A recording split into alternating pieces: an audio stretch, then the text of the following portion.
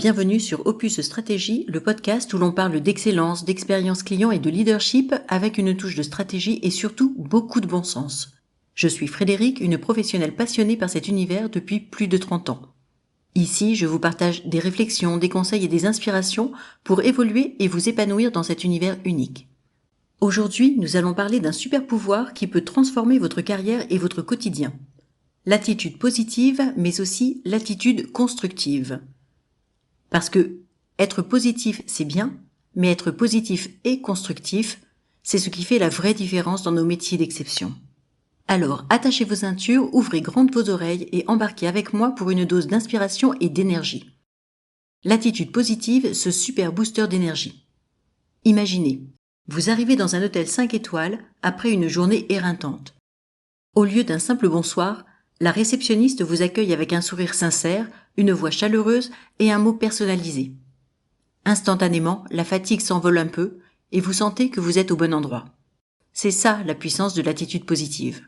Elle se transmet, elle contamine, elle change l'ambiance. Un voiturier enthousiaste, une femme de chambre qui laisse un petit mot attentionné sur la table de nuit, un serveur qui ajoute une touche d'humour en servant le café.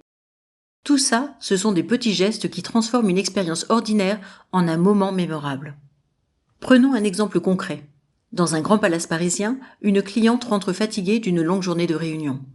En arrivant dans sa chambre, elle découvre que la gouvernante a pris soin de faire couler un bain à la température parfaite, avec des sels relaxants, et a disposé une infusion apaisante sur la table de chevet. Voilà un geste simple, mais puissant, qui change tout.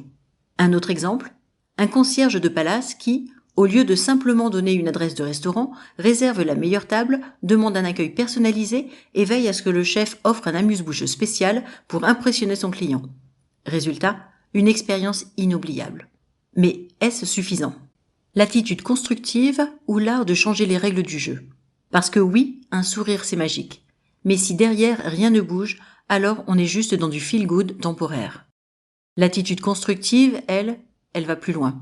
Elle transforme les problèmes en opportunités et permet de toujours élever le niveau d'excellence. Prenons un autre exemple. Un réceptionniste reçoit chaque soir les mêmes plaintes sur un check-in trop long. L'attitude positive? Accueillir les clients avec un grand sourire malgré la frustration.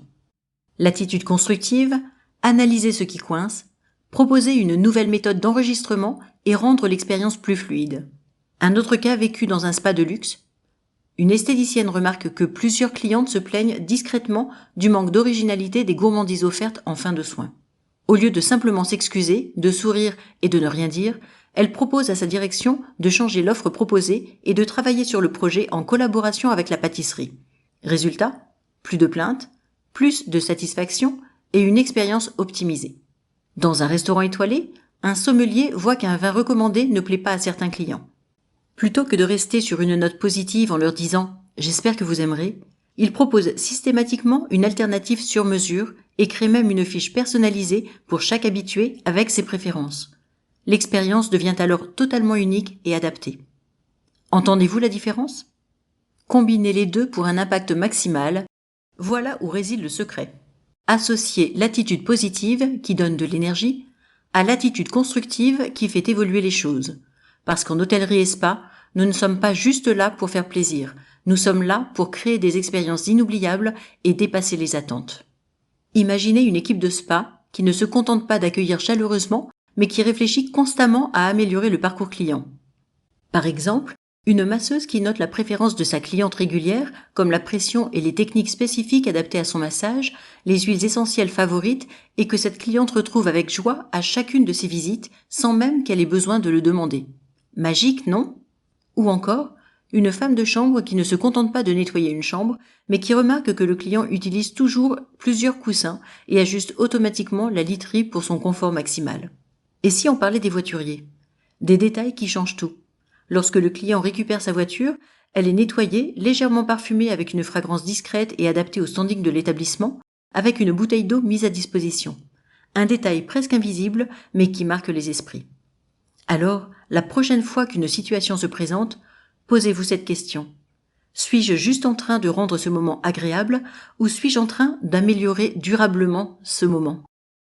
Et voilà, c'est déjà la fin de cet épisode. J'espère que vous avez trouvé de l'inspiration et des pistes d'action concrètes pour booster votre quotidien professionnel. Si vous avez aimé, partagez cet épisode avec vos collègues et vos amis du secteur. Et bien sûr, abonnez-vous en cliquant sur le bouton s'abonner de votre plateforme préférée pour ne rien manquer des prochains épisodes. Enfin, pour vous qui avez apprécié ce thème, je souhaite vous offrir 2 bonus pour cet épisode qui me tient particulièrement à cœur. Je vous donne rendez-vous sur mon blog opus-stratégie.com.